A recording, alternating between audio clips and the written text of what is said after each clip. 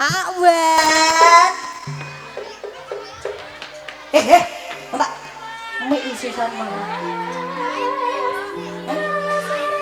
Monia expired.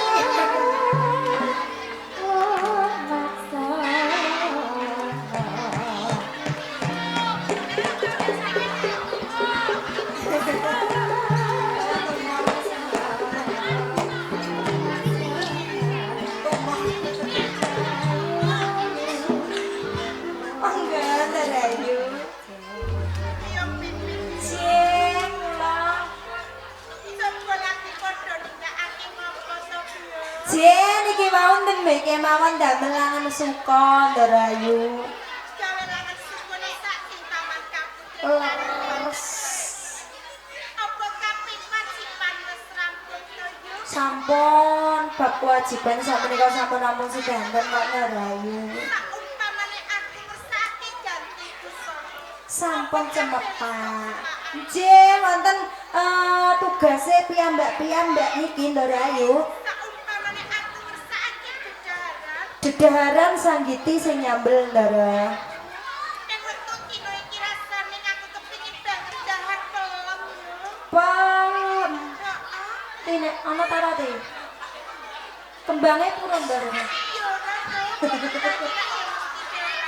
Jenengan niku nyidam nggih anak-anak mboten usum pelem Ndara. Mergo sak wetara suwi banget aku dahar pelem yo. Mojo purun. Mojo Ojo kuwi apa to? sing teng kuburan. Lah sing woh nggih ngoten niku kok seje. Sroning suku kudu eling lan waspada. Ora ketang wajiban sak cintaman kabupaten wis kok rampungake. Surpe galang suku ora bakal paring. Nanging ora ketang kepiye wae yo pikir. Tak suwun siramu gondal aktif prihatin. Galehake swasana ana sajing kadipaten. Kabeh krusuk putune ndai tinggalane aku. Yang nindaraku kamas aktif mati bandar Subang. Nggih, kula kalih anak-anake kula ndek wau salat dhuwur, nggih pun ndongaake lho Ndarayu. Muga-muga wae yo. Nggih. Ramen kamas bandar Subang sak cintaman kabupaten kadipaten Gresik. Slamet sami kula.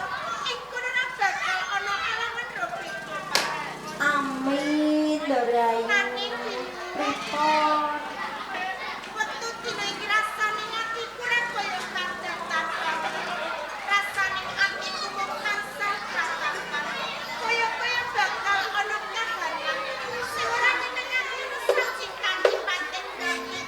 Aku maturake kawujuan dapaku kamas mati bandar Subang. Mangke gek-gek wonten tamu Ndarayu.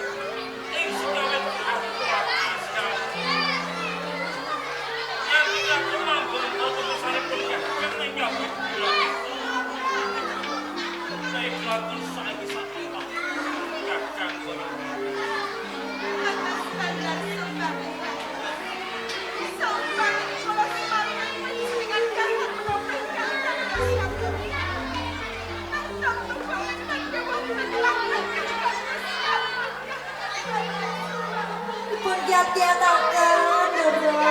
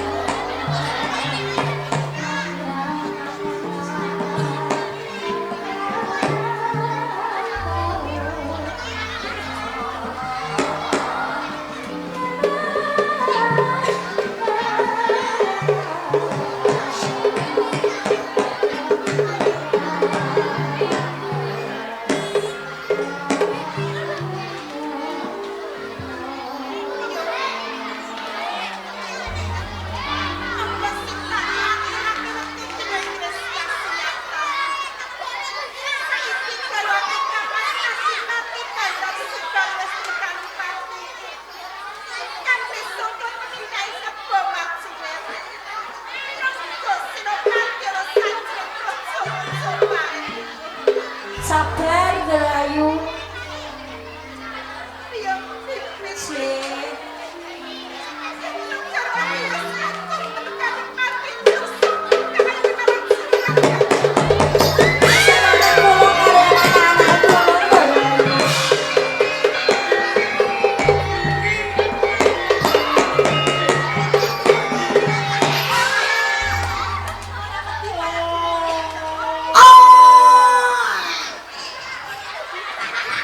Iki kebo ta gudel. Kapan mawon iki. Oi. Iki pardi kae iki.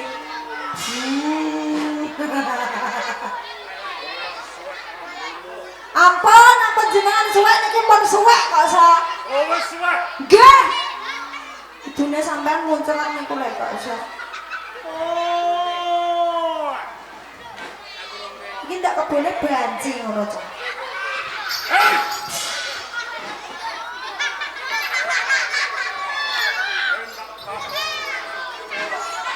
Panjenengan ajeng tanglet. Seta ujug-ujug kok tekon iku lho ya. Iya. Tamu kok iso gugut. Rene. Kene. Pirang dino aku ora bali. Kowe ape obrak-obrak sing turu kowe. Heh? Wonten apa niku? Sing obrak-obrak wong turu. Golek ngamuk kowe iso nandani apa ora kowe. Kalek ape lo, kalek ora nganggo Rexona blas. Oh.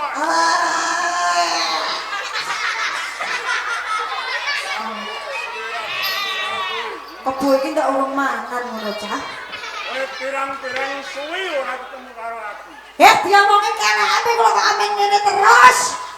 Kok mau kowe kangen? Kangen kok karo mengkono iki ndak. Nuwun sewu. Panjenengan menika sinten saking pundi? Heeh, ketoke kok Umar Cuat. Contoh Elas Purwo. Kebo Marcuat saking Alas Alas Purwo. Purwo. Wonten migati napa? Golek Bandar Sugali. Sing dheweke tato arep ndak paten. Darayu. sak menika kebo marcuwet. Yen kaya ngono, kebo marcuwet sing dadi aturé Kang Mas Adipati Bandar. Jelas. Blosok piyuyu, kowe lan kabeh sak kanca kan sak mas padha wae. Jeh, monggo Rayu. Apa bener kowe kan arep kebo marcuwet? Ojo bae.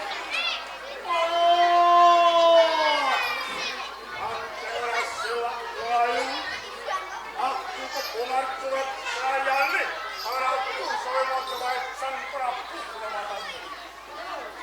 Ngendi Bandar Subal, Kebo marcuwet. Yen to kowe kepengin ngerti mapan iki Kang Mas Adipati Bandar. Kawruhan kebo marcuwet. Yen to wektu dina iki Kang Mas Adipati Bandar Subal. Wis temekane pati kebo marcuwet. Bos mati Bandar Subal.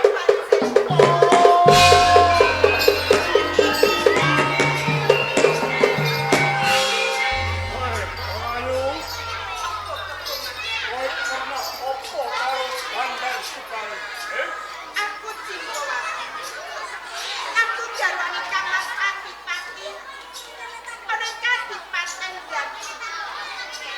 Kowe jan balik Bandar Subal. Pancen bener. Kebo marcuwet. Aku Jinggawati. Kebo marcuwet.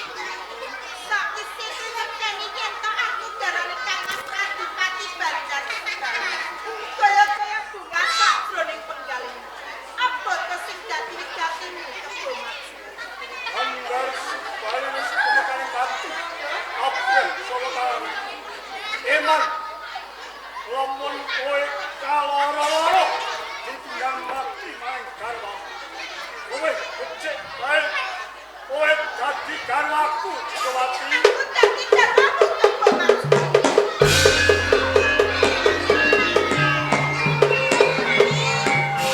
Kebo marcuwet. Ono Ora kita kira aku mati sapa kebo marcuwet. Kebo marcuwet ora dunya Suraya atur ojo bae. Sing wis tegelan tolong percaya mati marang garwaku Kang Mas Adipati Bandar Subal.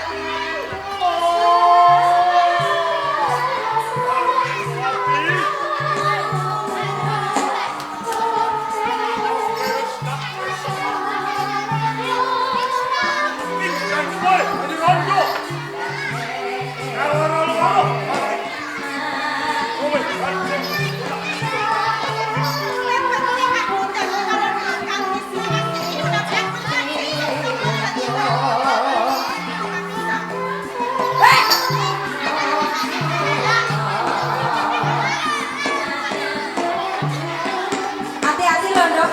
Kebunnya suwe lamangan, Dok.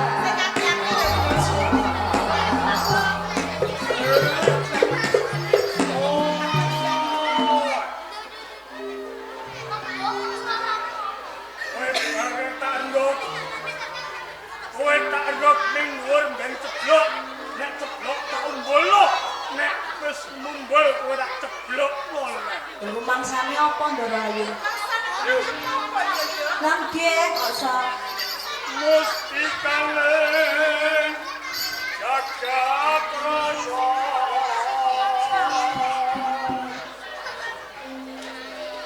Rasa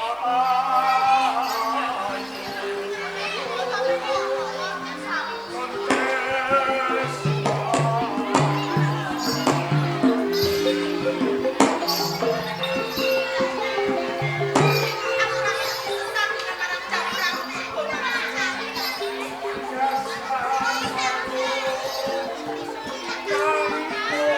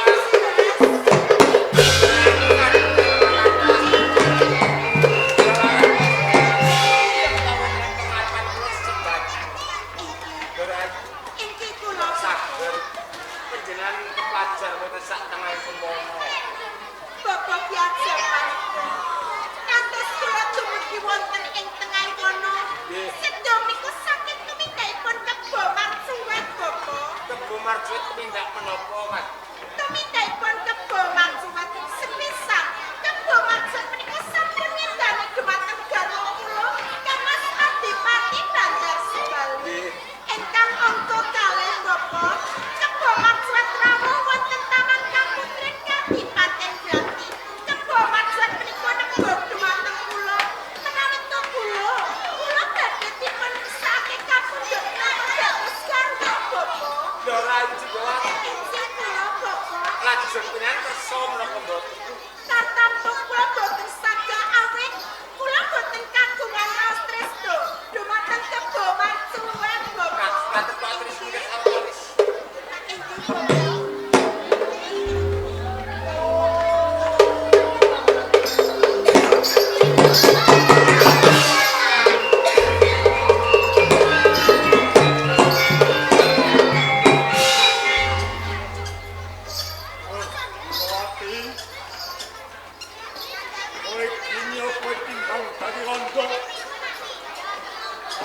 Openi pada openi, ora pundut garwo, Iwati,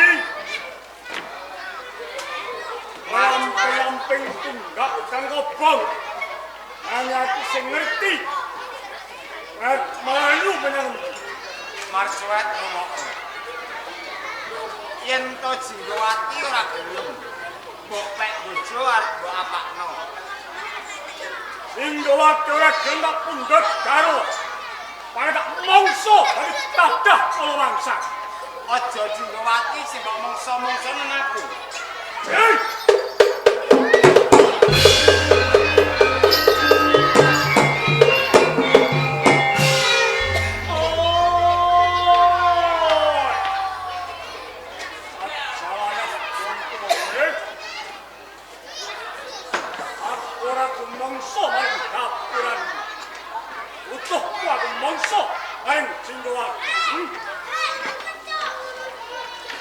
Pernah opo kan Jiwa?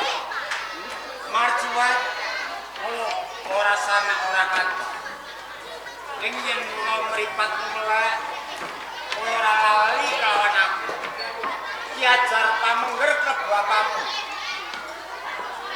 Oh, ya jar pamengger patuh.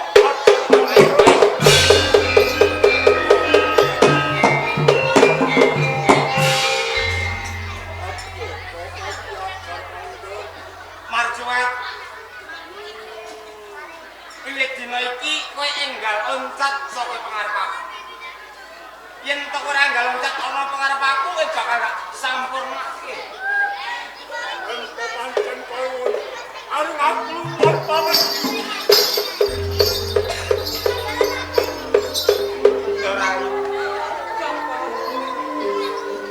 Ora, ayo ning. Panjenengan tasih nangge kalan kelapa. Wonten sak tenan kono numpan kelampahan. Panjenengan boten pinangge kalan kula badhe. Kalan Joko Mercuwi. Bapak biasa pamit. Iki leres kula pencang dados atur yang pramu. Kula ngaturaken langit tumpanon ingkang tanpa aman. Jalaran panjenengan sampun ngandhani jiwa rasa saking pindhahan kebo manusia. Aduh bapak sakit.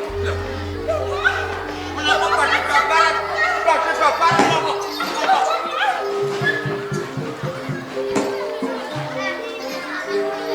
Anggone tekan alas. Ora ono pawon wadon bapak bisa malah nglarik ing papan kene. Muga-muga penang jabang bayi laro. Kanthi selamat lan ibune. Aja nganti ana alangan sawijana wae. Nek jaluk betungo ning santen kang becak. Ora ayu.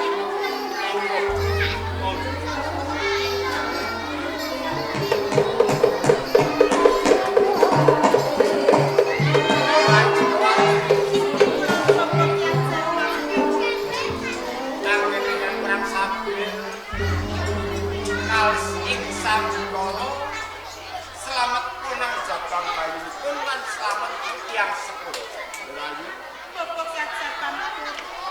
Pikantuk puji pangestunipun marang Sang Gusti Kang Nistol Jagat.